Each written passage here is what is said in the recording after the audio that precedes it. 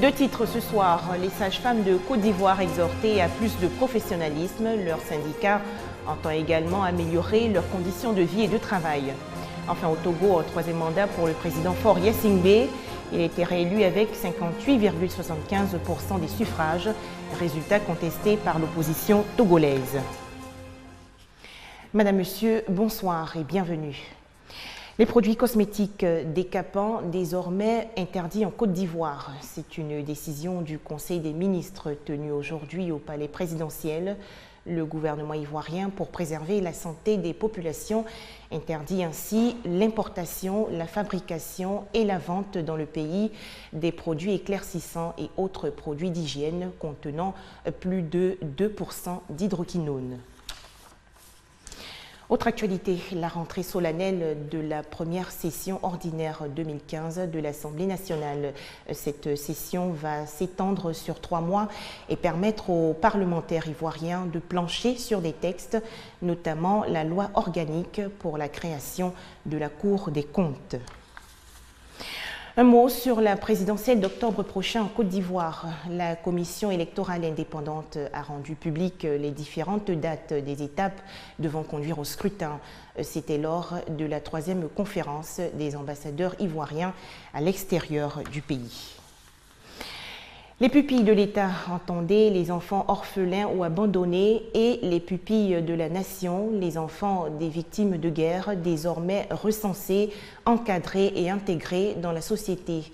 La direction de l'assistance aux pupilles de l'État et de la nation a en charge cette mission. Ce département a été créé par le ministère de la Solidarité, de la Famille, de la Femme et de l'Enfant. Plus de sages-femmes qui maltraitent ou reçoivent mal les parturientes. Le syndicat des sages-femmes de Côte d'Ivoire veut redorer son blason. L'organisation exhorte les sages-femmes à plus de professionnalisme.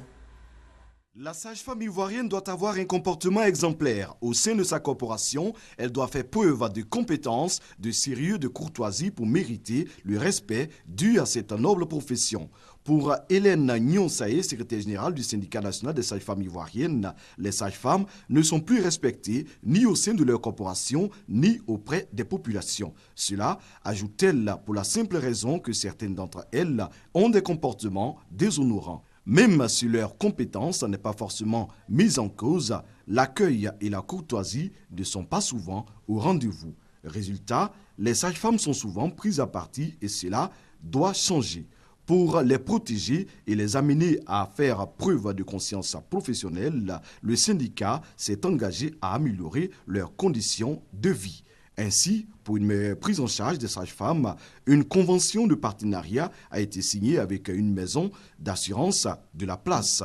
Le docteur Zawi Honoré, représentant la ministre de la Santé, a salué cette action qui s'inscrit dans la droite ligne de la couverture en maladie universelle initiée depuis 2014 par le gouvernement. Les sages-femmes, a-t-il indiqué, ont besoin d'être bien soignées pour être plus efficaces. En ce qui concerne les agressions subies par les sages-femmes, le représentant de la ministre s'est engagé à faire part des préoccupations des sages-femmes au docteur Raymond Goudou-Kofi. C'était un reportage de Serge Coléa. Santé toujours. Quelle coexistence couverture maladie universelle et fonds de prévoyance militaire? Les responsables de la mise en œuvre de la CMU et les mutuelles des forces militaires et paramilitaires tentent de répondre à cette question. Ils participent à un atelier dans la commune de Grand-Bassam. Améliorer les performances du programme élargi de vaccination, c'est le message clé du ministère de la Santé et de la lutte contre le VIH-Sida lors du lancement de la 5e semaine africaine de la vaccination. Aujourd'hui, le département fait le point des activités menées par le PEV. C'était lors d'une conférence de presse dans la commune du Plateau. Le papillomavirus humain, c'est le virus responsable du cancer du col de l'utérus et de bien d'autres cancers. Le cancer du col de l'utérus est la deuxième cause du cancer féminin et le deuxième cancer féminin le plus fréquent chez les femmes âgées de 15 à 44 ans. En Côte d'Ivoire, environ 1346 nouveaux cas de cancer du col utérin sont diagnostiqués chaque année. À l'occasion de la Semaine africaine de la vaccination, la direction du programme élargi de vaccination PEV a échangé avec la presse. Objectif, discuter de l'importance des programmes de vaccination et attirer l'attention des populations sur les dangers du virus du col de l'utérus. Dans le cas du cancer du col de l'utérus, lorsque la maladie est découverte tôt, cette maladie est curable. Malheureusement, dans 70% des cas, les diagnostics se font de façon tardive. D'où l'idée de sensibiliser, d'informer le public, d'informer la population sur la nécessité de se faire dépister et surtout de vacciner des filles entre l'âge de 9 à 13 ans. La vaccination est un droit pour l'enfant, mais un devoir pour les parents. Et nous devrons nous y soumettre, faire en sorte que tous les enfants qui naissent, de même que la femme enceinte, avant d'accoucher, ait déjà fait au moins 2 doses de vaccin contre le tétanos pour que l'enfant à la naissance soit protégé. Selon la direction du programme élargi de vaccination PEV, la vaccination protège contre 30 maladies infectieuses, mais aussi sauve la vie d'environ 3 millions de personnes dans le monde chaque année. Le PEV entend donc s'appuyer sur la presse pour promouvoir l'utilisation des vaccins, cela en vue de protéger la population contre les maladies. On faisait le point avec Kone Pargasoro. Faure Gnassingbé est déclaré vainqueur de l'élection présidentielle au Togo. Selon les résultats provisoires publiés par la commission électorale, le président sortant a obtenu 58,75% des suffrages contre 34,95% pour Jean-Pierre Fabre, son principal rival, ce que réfute l'opposition togolaise qui dénonce des fraudes et bourrages d'urnes. Il reste à la barre. Faure Gnassingbé et Adema rempile pour un 3e mandat à la tête du Togo. Il a été déclaré vainqueur du scrutin du samedi dernier par la commission électorale.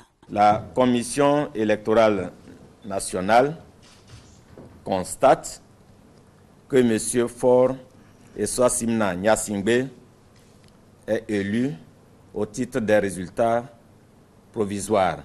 Ces résultats provisoires accréditent le président sortant de 58,75% des suffrages exprimés contre 34,95% pour son principal adversaire Jean-Pierre Fabre. Ce dernier, dans une déclaration produite ce mercredi après-midi, a rejeté ces résultats. Ces résultats sont des résultats frauduleux qui n'ont rien à voir avec les résultats compilés par le Centre informatique de Cap 2015 qui nous donne largement vainqueurs. Ce énième coup de force électoral ne passera pas. C'est pour nous tous un devoir impératif, sacré, constitutionnel de nous mobiliser massivement pour faire échec à ce crime contre la souveraineté nationale. Un appel au peuple qui laisse craindre des lendemains électoraux difficiles, l'opposition avait déjà donné de la voix pour dénoncer des irrégularités au cours du comptage des voix. C'est finalement dans la nuit de mardi à mercredi que la CENI a proclamé les résultats à la suite d'une mission de la CEDEAO à Lomé. Rappelons que Faure Gnassingbé est au pouvoir depuis 2005. Il a succédé à son père, le général Gnassingbé Eyadema, qui a régné pendant 38 ans sur le Togo. Des précisions de Sylvie Touré. Des élections présidentielles se préparent également en Afrique de l'Ouest. C'est le cas de la Guinée-Conakry le 11 octobre prochain. Déjà, les opérations de révision des listes électorales ont démarré le 24 avril dernier dans la capitale et dans les provinces. 5000 opérateurs de saisie ont été déployés sur l'ensemble du territoire national. C'est un véritable dialogue de sourds entre l'opposition guinéenne et la Commission électorale nationale indépendante CENI. Alors que l'opposition demande la révision du calendrier électoral, l'instance chargée des élections a quant à elle choisi de lancer la révision du fichier électoral. Selon Sori Sidibé, commissaire de la CENI, cette révision du fichier électoral vise à respecter la date des élections présidentielles. On reproche certains pays de repousser la date des élections présidentielles. Mais en Guinée, la CENI a dit non, il faut se soumettre au texte. La loi, la Constitution dit qu'il faut faire l'élection du président de la République dans la période du 21 septembre au 21 octobre. C'est la période. 90 jours au plus, 60 jours au moins. Maintenant, si on nous pousse, ce n'est pas autre chose. Nous appliquons la loi. Des affirmations rejetées par l'opposition. Elle projetait même une marche jeudi. Mais les discussions avec l'émissaire de l'Organisation des Nations Unies pour l'Afrique de l'Ouest, Mohamed Chambas, l'a emmené à renoncer à cette marche. Inquiet de la détérioration de la situation, l'émissaire de l'ONU a dans un communiqué mardi appelé la classe politique guinéenne à privilégier le dialogue pour l'intérêt supérieur du pays. On faisait le point avec Sidonie Davila. Au Nigeria, 200 filles et 93 femmes en captivité dans le nord-est, fief de Boko Haram, ont été libérées par l'armée. Les autorités nigérianes tentent aujourd'hui de les identifier, certaines pouvant être des collégiennes enlevées l'an dernier à Chibok. Elles sont libres. 200 filles et 93 femmes prisonnières de Boko Haram ont été retrouvées hier par l'armée nigériane qui a détruit 3 camps islamistes dans le nord-est du pays. L'armée ne dit pas si certaines d'entre elles font partie des lycéennes de Chibok. Il y a un peu plus d'1 an, Boko Haram avait suscité une vive émotion dans le monde après les avoir kidnappées dans leur dortoir. Plus loin en Indonésie, 8 condamnés à mort pour trafic de drogue ont été fusillés la nuit dernière, tandis qu'une Philippine a obtenu un sursis au dernier moment, selon les médias indonésiens. Guerre contre la drogue. Ainsi se justifie l'Indonésie. Les détenus, 2 Australiens, un Brésilien, 4 Africains et un Indonésien, avaient refusé d'avoir les yeux bandés et chantaient des hymnes peu avant leur exécution. Je pense que c'est une abomination judiciaire absolue. La peine de mort ne devrait exister nulle part. Le fait qu'ils aient fait une erreur et que cette erreur mette en terme à leur existence, je trouve ça absolument dégoûtant. Au lieu de dire « Ok, vous avez été réhabilité et on va vous réinsérer dans la société et vous rendre utile », ils ont dit « Non, vous allez quand même mourir ». Dans quel but? Ils auraient pu les tuer dès le début dans ce cas-là. Pour être honnête, je trouve que la peine de mort est très archaïque et je pense qu'ils devraient revoir le système.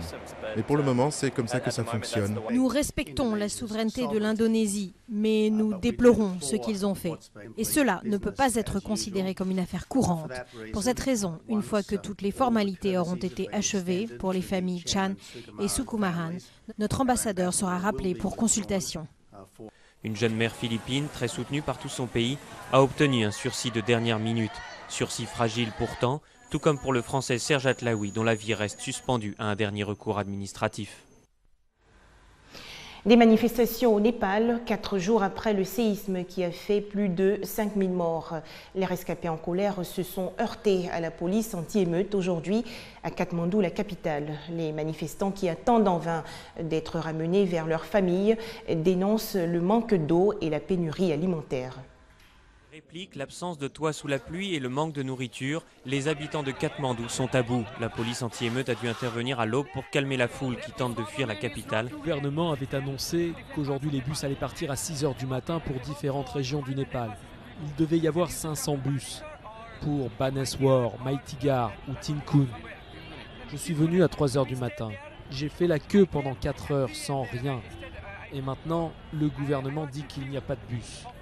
C'est pour ça que les gens sont en colère. Les maladies vont se répandre, pas vrai? Parce qu'il y a beaucoup de morts dans les maisons. Et hier, il a plu. Les corps vont se décomposer.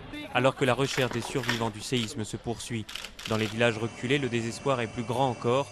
Désirant être évacués, les habitants tendent les bras vers les premiers hélicoptères qui apportent enfin des secours 4 jours après le tremblement de terre. Pour terminer le conflit au Yémen, des avions de la coalition arabe sous conduite saoudienne ont détruit hier une piste de l'aéroport de la capitale Sanaa. Ils voulaient empêcher un avion iranien de s'y poser. Selon des responsables saoudiens, le bombardement a rendu la piste inutilisable pour les vols d'aide humanitaire qui étaient prévus. Merci à vous tous de votre attention et à demain, 19h30.